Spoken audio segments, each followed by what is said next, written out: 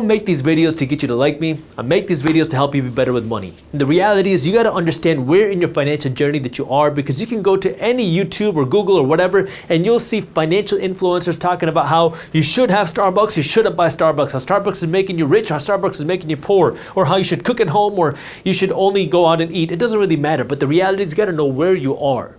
That's when these decisions make the biggest impact. The reality is if you don't have any savings, you don't have any investments, and you're drowning in credit card debt, then yeah, you should not feel comfortable eating at Starbucks. You should not feel comfortable eating at restaurants. You should not feel comfortable watching Netflix. This is my thing.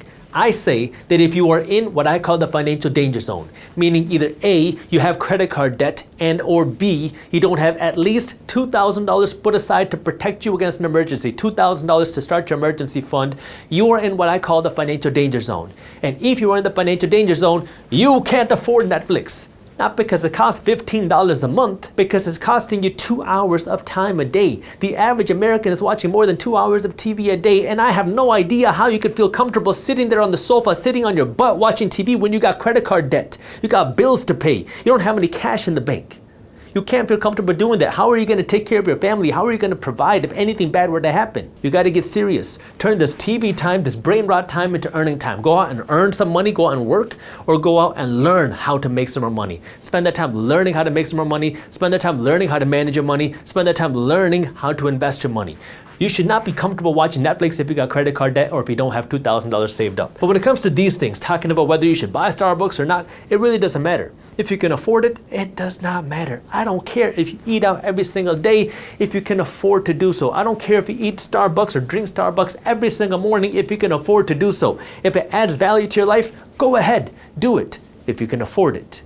If you can't afford it, you should not be spending money here. Money trap number 5 is you never have any cash. Now, when I say cash, I don't necessarily mean keeping cash in your pocket, although a little bit of cash can always help you. What I'm talking about here is having some savings. Now, you've probably heard me say that your savings are losing value to inflation. I've been saying this since 2016.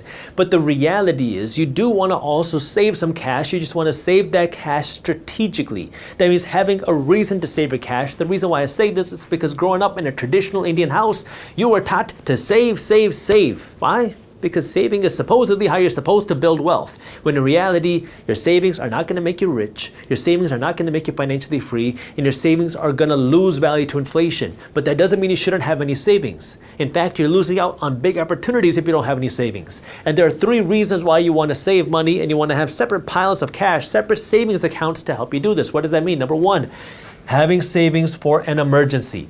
You want to have somewhere between 3 months to 12 months worth of expenses put aside in an emergency savings fund. The amount of money you save is going to depend on where you are in your life. If you're 25 years old, you're not married, don't got kids, you don't got a lot of financial responsibilities, you probably don't need a year's worth of savings. Maybe just a few months. That way, if you lose your job, you don't got to worry about how you're going to eat or pay your rent. If you're 45 years old, you got kids, you got a spouse, you got a husband, you got a wife, you got parents you got to take care of, you might have more financial responsibilities and not feel as comfortable taking on more risk. Maybe you need 6, 9, or 12 months to make you feel comfortable. Whatever that number is, once you hit that savings goal, you don't need to keep saving more and more emergency money. Then you got to start putting that money to work. But somewhere between 3 to 12 months worth of expenses put aside, because if bad things were to happen, you can continue living your life. Number 2, you want to save money for an investment. I talked about this a little bit earlier in this video. The reality is market crashes happen and recessions happen. Over the last 100 years, the United States has seen 16 recessions and we've seen about 25 bear markets, meaning about 25 market downturns, about 25 market crashes in the last century. That means you can expect that we're going to see more recessions, more market crashes in the future. Who do these hurt? These hurt people that panic, and they hurt the people that don't have the opportunity to come in and buy. Imagine if you were buying stocks during the 2020 pandemic when the stock market was crashing at record speeds. Imagine if you were buying real estate during the 2008 housing market crash when real estate prices were crashing. Imagine if you were buying stocks in the 2000 dot-com bubble when the markets were going down. They create amazing buying opportunities for those that, number 1, financially savvy, and then number 2, that have cash. This is where you want to have some cash put aside, some money put aside to be able to capitalize on those opportunities when they come your way. Most people will be panicking. You want to be the one that's coming in, buying those good investments at a discounted price, but you need some cash to be able to do that. And number 3, you want to have cash to make a big purchase. You want to buy a nice new car. You want to buy a Rolex. You want to buy yourself a nice whatever house. You need money to do that. And you don't want to have to rely on going into debt or selling your stocks to go out and make that purchase. Money trap number 6 is you are paying the loyalty tax. If you sign up for any sort of utility subscription, chances are that company is going to be raising your bill year after year after year, even if they don't tell you, because, well, a lot of times they just throw that into the terms and conditions. So if you have a phone bill, AT&T, Verizon, if you have insurance, Progressive, State Farm, Geico, it does not matter. Chances are you've probably seen your bill rise year after year after year after year, and they know that a lot of people are just going to pay it because they don't want to have to deal with the headache of shopping around. Well, here's the reality. You should shop around, because if you're constantly just paying the higher price, you might be overpaying. And what you can do, instead of having to fully change the plan, is just look at what the competitors are charging.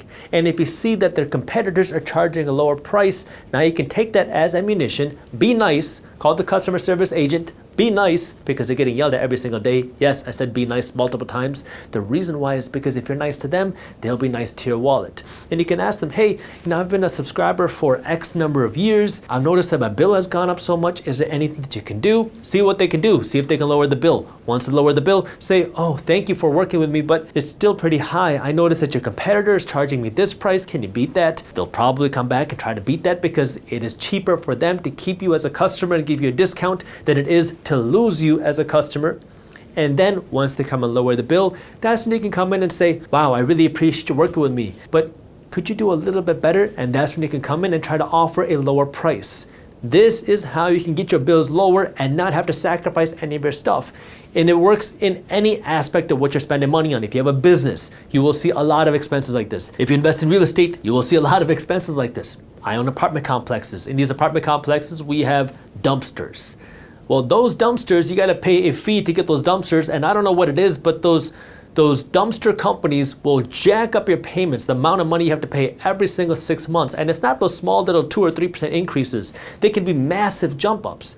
And all I have to do is either me or have my property manager call them. It's almost like a scheduled thing in our calendar that we have to call them regularly and just say, hey, you jacked up our bill too much, bring our price down. And then every time they just bring the price back lower. Yes, sometimes it doesn't work, but sometimes it does, and it can help you lower your payments without having to sacrifice anything that you have. And money trap number 7 is you are fake rich. This means you are paying or overpaying for status when you can't afford it. Look, if you don't like what I've said up until now, you're definitely not gonna like me after this, but the reality is, if you own a Rolex, if you own a BMW, if you own some Gucci, but you don't own at least that much money in your investment portfolio, your stock or real estate portfolio, you are fake rich. All of these things, your watches, your clothes, your vacations, your cars, these are all luxuries. And when it comes to luxuries, those have to come after your assets. Those have to come after your wealth.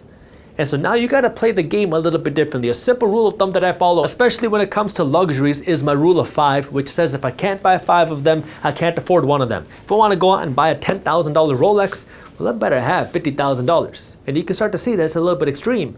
But the Rolex is not adding any value, any financial value into my life. I want to make sure I build my wealth, take care of my family, take care of my foundation before I go out and start spending money on these luxuries that just make me look rich. I want to have my wealth first. Yeah, it's difficult. Yeah, it means you got to make more sacrifices, which means if you want to go out and buy a $100,000 car, you better have $500,000, but it's difficult. But the problem I don't want to have is now spending so much money on this nice car that now I'm struggling to pay for the premium gas, which is apparently a big problem, especially if you go to Miami, especially if you go to a lot of these places where a lot of people just want to stunt. They want to look like they're rich. Well, you're fake rich. And if you're struggling to pay for the premium gas, if insurance is a big concern for you, you shouldn't be buying the car in the first place. Look, the ultimate key to building wealth is to keep as much of your money for yourself. You're working hard to make the money. You're working hard at your job. You're working hard at your business. You're working hard to do whatever you got to do to make your money. But then when you just go and give it away to other people, you are making them rich. Nothing wrong with spending money. There's nothing wrong with having nice things. There's nothing wrong with wanting nice things. I want you to have all the nice things. I want you to have all the expensive luxury things. I'm not against that, but I am against it before you have your wealth. I want you to make yourself rich before you make everybody else rich, because if you can make yourself rich, now you can buy all those things and not have to worry about the money. That's what I want for you. The problem that so many people are making is they want the nice things today, so you're working hard, and instead of making yourself rich, you bypass that step.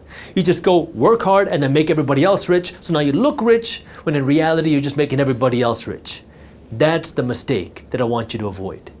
And that starts their mindset, changing the way that you think, working for the long-term wealth, because the long-term wealth is sustainable wealth. Now you can work to make yourself rich for the rest of your life and never have to worry about money again. You can set a foundation for your kids, for your grandkids, and give back to your community. Because the more you have, the more you can do.